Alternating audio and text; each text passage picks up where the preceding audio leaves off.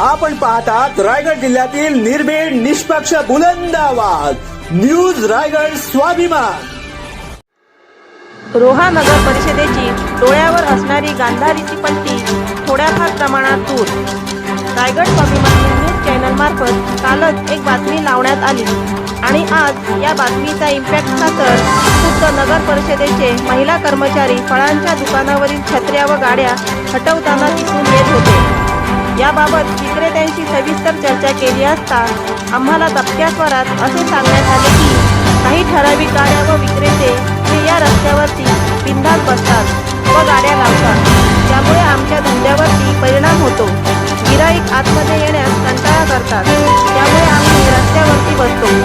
रोहामध्ये जोपर्यंत नगर परिषदेचे प्रशासन गांधारीची पट्टी सोडत नाही तोपर्यंत मात्र वाहतूक कोंडीचा फटका हा सर्वसामान्यांना बसतच राहणार।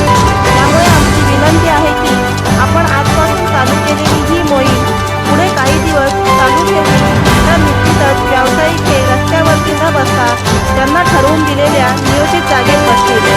रायगड स्वाभिमानसाठी ब्युरो रिपोर्ट रोहा। नवी मुंबई व रायगड जिल्ह्यातील ताज्या बातम्या आणि घडामोडी पाहण्यासाठी सबस्क्राइब करा न्यूज रायगड स्वाभिमान लाईव्ह चॅनेल आणि दाबा बेल आयकॉन।